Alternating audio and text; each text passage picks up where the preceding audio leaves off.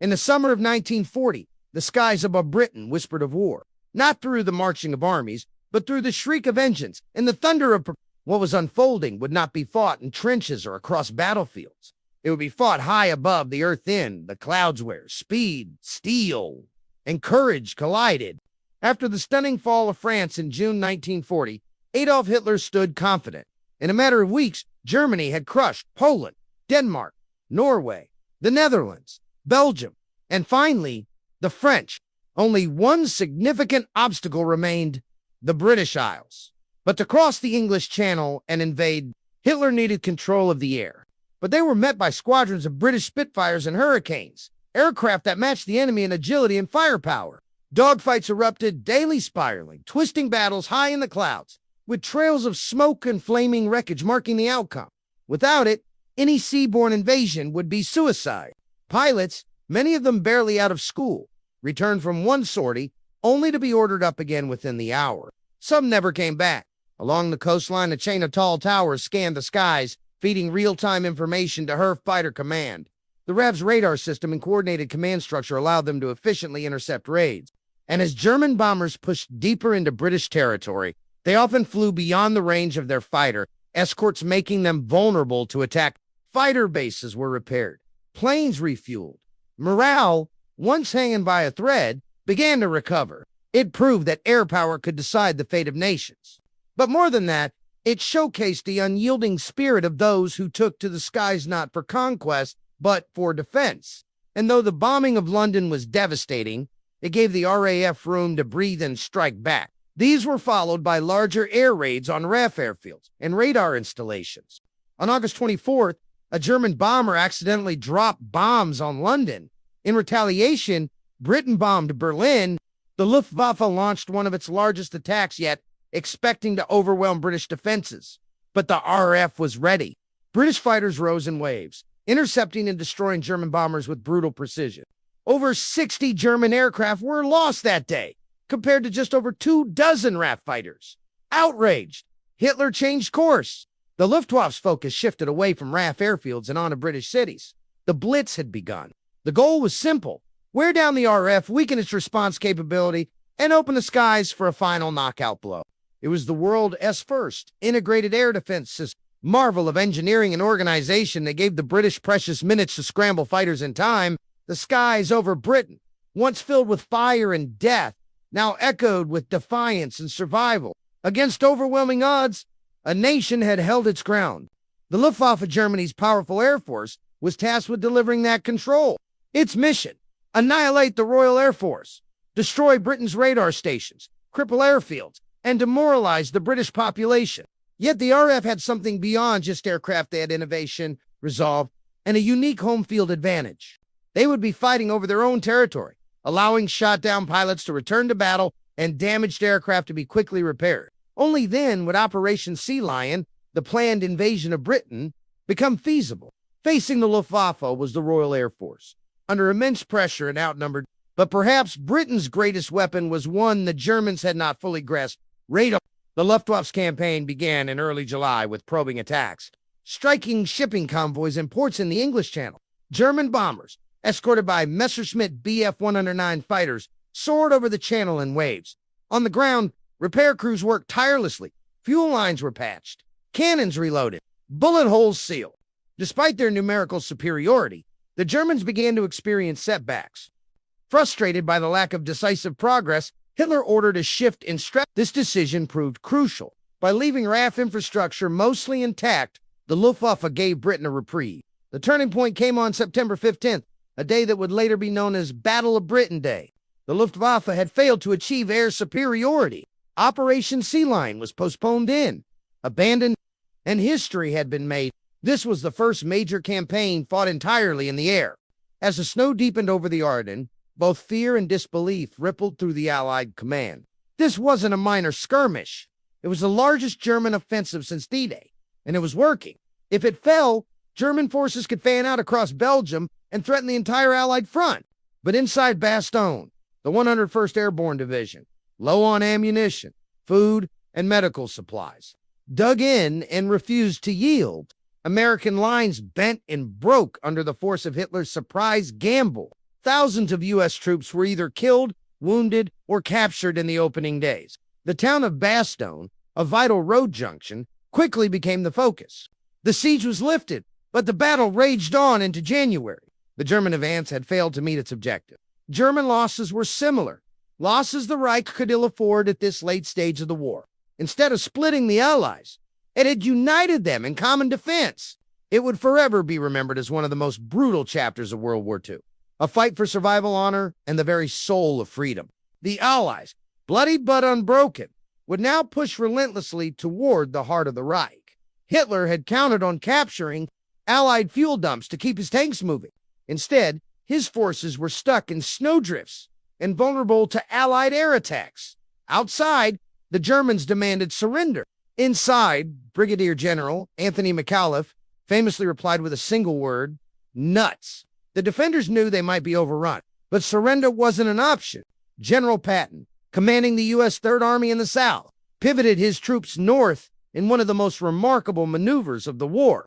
In just 48 hours, Patton shifted multiple divisions through snow-choked roads directly into the flank of the German Bulge.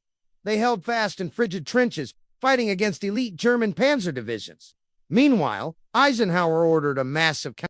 The Allied air forces, grounded for days due to bad weather, returned with a vengeance. Wave after wave of bombers and fighters attacked German columns, artillery, and supply routes. German momentum slowed as fuel shortages and stubborn Allied resistance began to bite. On Christmas Day, the skies finally cleared. Inside Bastogne, the 101st held out barely until Patton's tanks broke through the encirclement. The cost was staggering. Over 19,000 American soldiers were killed, with tens of thousands wounded or missing. The Battle of the Bulge marked the beginning of the end for Nazi Germany, but for the soldiers who endured the freezing hell of the Ardennes. By the final week of December 1944, the fog of war over the Ardennes began to lift. After days of heavy snow and low visibility that grounded Allied air power, the skies finally opened. And with that, clearing came fury from above. But the effort was too little, too late. German fighters were now vastly outnumbered and flown by inexperienced pilots. Precision airstrikes tore through convoys and decimated key roadways. Supply lines collapsed, and the North British forces under Field Marshal Montgomery began pressuring the northern flank of the German salient. The noose around the Bulge was tightening from both sides. Morale among German troops who had begun the offensive full of confidence started to crumble. Pilots risked everything to airdrop supplies into snow-covered clearings, with many aircraft shot down during these missions. Although technically relieved by Patton's forces just after Christmas, the town still faced daily artillery barrages and probing German attacks. The soldiers of the 101st Airborne, along with elements of the 10th Armored Division, fought on in appalling conditions, frostbite, hunger, and exhaustion, knowing at their willpower their armored spearheads had run out of fuel, many stranded deep inside Allied territory. The front had been restored, and in many sectors, the Allies had advanced beyond their original positions before the attack. Facing encirclement, the German units began to withdraw, but the retreat was chaotic and bloody. Allied forces pressed forward relentlessly, retaking town after town. Worse for Germany, it had spent the last of its mobile reserves and lost countless irreplaceable tanks and men, but history would remember their sacrifice, not just for holding the line, but for breaking the back of Hitler's final gamble. The Allies ruled the skies, and their bombers and fighter bombers rained destruction on the German advance. The Luftwaffe tried to regain air superiority, launching desperate sorties against Allied airfields and columns. Convoys of German tanks and trucks, already low on fuel and slowed by ice and mud, were now sitting ducks. It was about frozen nights without sleep, about brothers lost in the snow, about courage in the face of fear. It was trench warfare reborn in the 20th century, and it took its toll. Meanwhile, on the ground, the American counterattack and Patton's Third Army, moving with incredible speed for winter conditions, launched repeated offensives from the south. At the center of the storm, the town of Bastogne remained symbolic of American resilience. Intended to cripple Allied air power, it was launched in secrecy and hit over a dozen airfields across Belgium and the Netherlands. Initially, the Germans destroyed hundreds of aircraft on the ground, but they paid a horrific price. Nearly 300 pilots lost in one day. Yet they held. Among the many stories of heroism was that of combat medics who treated wounded comrades in freezing makeshift aid stations, often without morphine, plasma, or even blankets. Then came Operation Bodenplatte on January 1st, 1945, Hitler's last major air offensive on the Western Front. It was a Pyrrhic victory. The Luftwaffe never recovered. From that moment forward, the German skies belonged almost entirely to the Allies. On the ground, German advances had stalled completely. By mid-January, the bulge in the Allied lines was gone. The strategic failure was absolute. Hitler's ambition to split the Allied armies, capture Antwerp, and force a peace on the Western Front had crumbled. But for the men on the front lines, American, British, and German, the legacy of the Ardennes was not just about strategy or maps. For survivors, the scars of the bulge would never truly heal. The road to Berlin was now open, and there would be no more surprises. The early hours of June 5th brought both clarity and chaos to the waters around Midway. American forces, though battered, were no longer in retreat.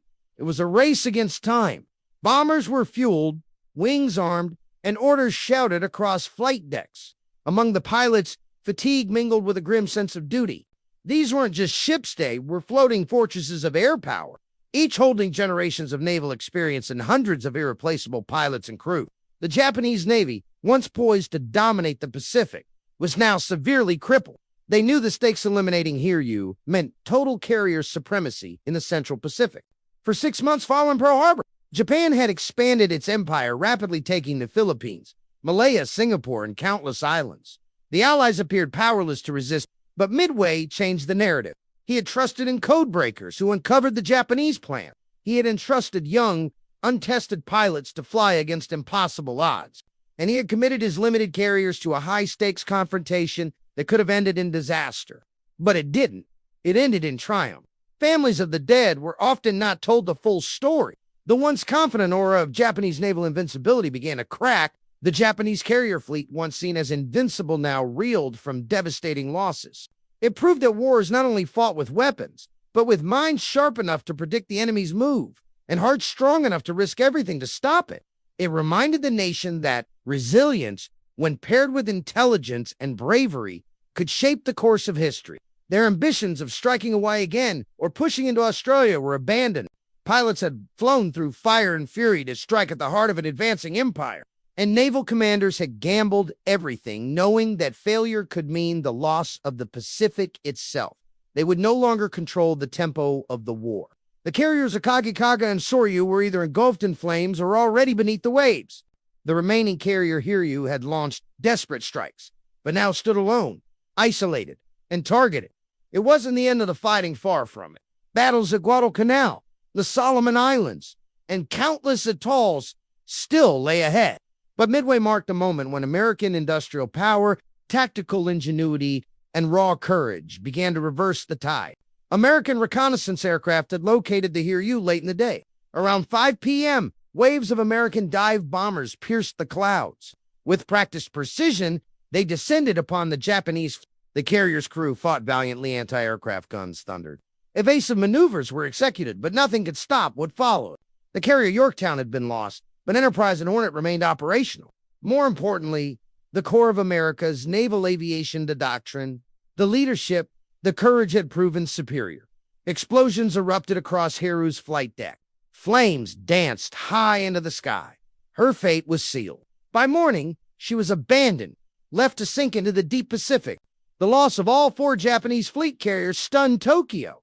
In contrast, the U.S. Navy emerged from the Battle of Midway bloodied but unbroken.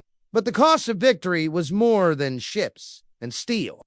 Nearly 300 American sailors and aviators perished in the battle. The Japanese suffered even more, with over 3,000 men killed, many trapped below decks as their carriers sank.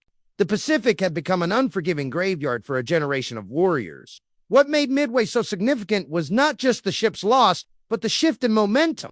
Now, it was the Japanese who would fight on the defensive. For American commanders like Admiral Nimitz, the victory validated a bold strategy of calculated risk. Historians often refer to Midway as the turning point. In the Pacific War, in Tokyo, military leaders struggled to hide the truth. News of the defeat was carefully censored. Meanwhile, in America, the victory was celebrated cautiously. It was a beacon of hope, especially after the dark months that followed Pearl Harbor. By 1943, The United States had launched a full-scale counteroffensive across the Pacific, but the blueprint for success was written at Midway. Codebreakers had revealed the enemy's intentions. The Battle of Midway is more than a chapter in history. It is a testament to the power of preparation, innovation, and courage under fire.